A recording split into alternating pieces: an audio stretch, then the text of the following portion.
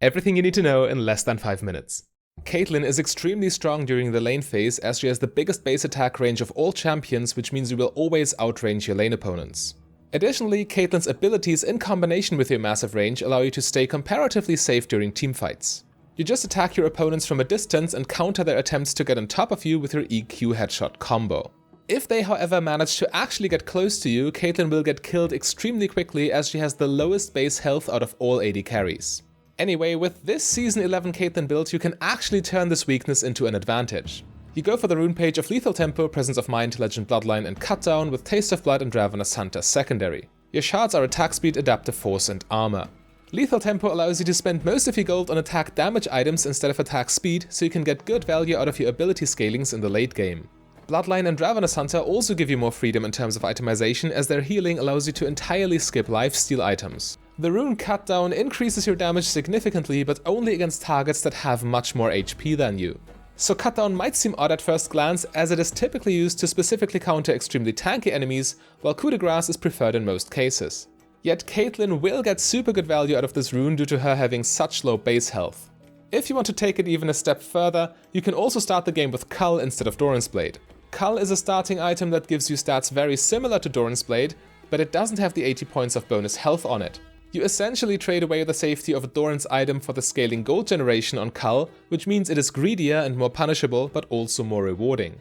Your enemy will most likely start with a Doran's Blade, which means there will be a health difference between you and them that's already large enough to get bonus damage from Cutdown. However, simply starting your build with Doran's Blade yourself and playing it safe is also completely fine, as you will get more than enough Cutdown damage in the mid and late game. For your item build, you want to rush Gale Force for your first item and buy Berserker's Greaves. The active dash gives you another layer of protection to get away from dangerous assassins and bruisers, and the extra movement speed in the late game is cherry on top.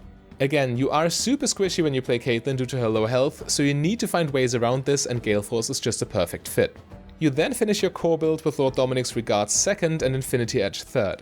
And you can probably already tell where this is going, as Lord Dom's Giant Slayer passive is very similar to the rune Cutdown. This item turns your health disadvantage into even more damage on all of your auto attacks and abilities, including Gale Force active.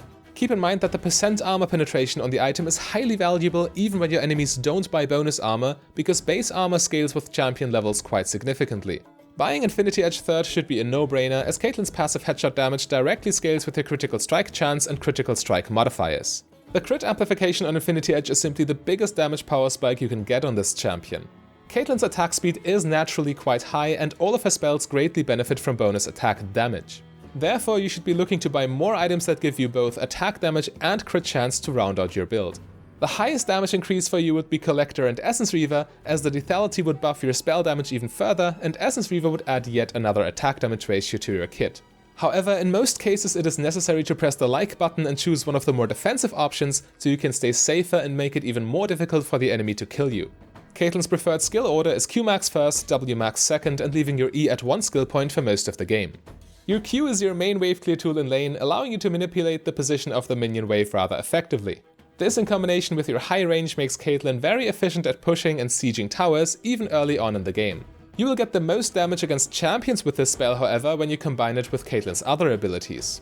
Enemies that step onto one of your traps will take full damage from your Q even when the projectile passes through a minion wave, so Q plus headshot is always the best punish. Good trap locations are choke points, especially in the jungle and close to towers, but you should always keep a trap ready for comboing with your teammates' crowd control or for countering enemy stopwatches. Obviously, hitting a trapped enemy with your Q is completely free, but even the slow from Caitlyn's E spell is enough to guarantee a Q plus headshot combo. So always make sure to chain your spells together for maximum value. Your ultimate is somewhat difficult to use well, because tankier enemies will body block the bullet and deny your potential kill on a weakened target. Optimally, you cast your ultimate on an isolated enemy, but even if your opponents play around it perfectly, it is not as vital to your game plan, since most of your damage comes from your basic attacks and headshot combos. Now, if you found that video helpful, you can access an entire playlist of educational content like this by clicking the link on your screen right there.